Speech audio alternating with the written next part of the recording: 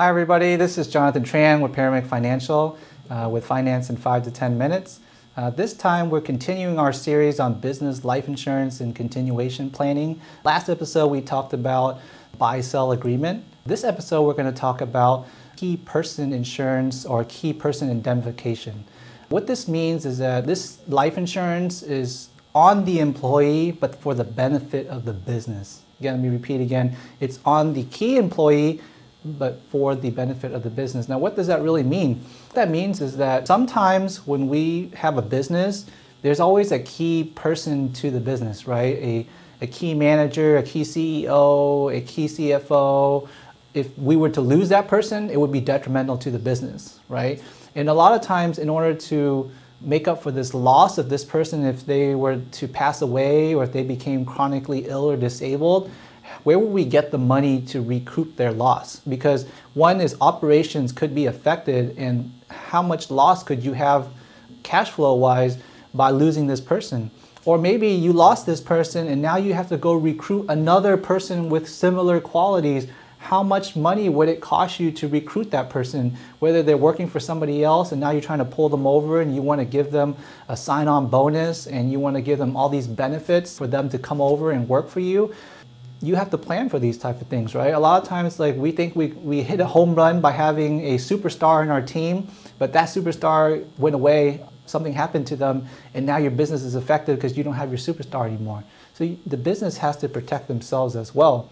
And by using a key person life insurance, you'll be able to leverage the life insurance to be able to cover for those costs if something happened to that key person.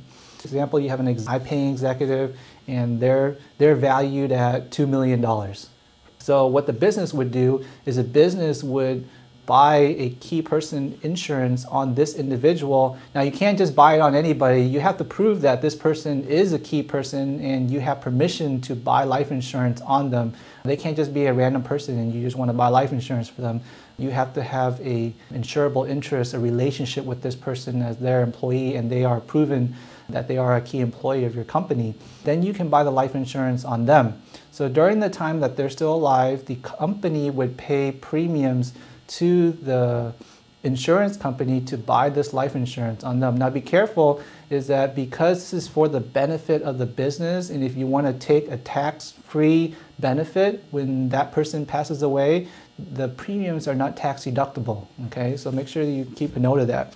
Now what happens is that when that person passes away, the agreed amount that you value that person at, say for example that $2 million we use example, that $2 million would be paid tax-free to the business, and the business would be able to take that $2 million to go and try to recruit a new person to replace that person, or maybe replace the loss of income from that person being gone in that time frame where they have to replace that person, right? Now, another thing that could happen is, what if this employee loved the company, stayed with company all the way to the end until the retirement, but they have this policy. There's two ways that they can structure it. One is you can do like a term policy where maybe they have a contract with you, and after a certain number of years, the contract's over, then the life insurance policy goes away. But what if you want to do a policy that has more benefits, a permanent policy that lasts a lifetime?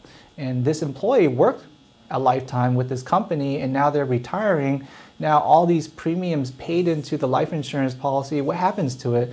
Well, what they can do is if the employee wanted to, and most likely it'd be a good idea, is that they can structure it where when the employee retired, this plan could be given to them as like a retirement bonus, right? And then they would transfer that policy to the employee, and now the employee can change the beneficiaries from the company to their own family members or their trust or whoever their beneficiaries are, and now they have this policy that has been paid by the company all these years, and now they have basically a policy. Now, of course, they may pay the taxes as a compensation to them as a retirement compensation, but at least they have a policy already ready for them when they retire, right? So key person insurance, very key, very important for businesses that need to protect their interests in their employee in case something happens to them, they have money to recoup. But at least you know that, hey, at the end of the day, if that person retired with you and you gave that policy to them as a retirement bonus,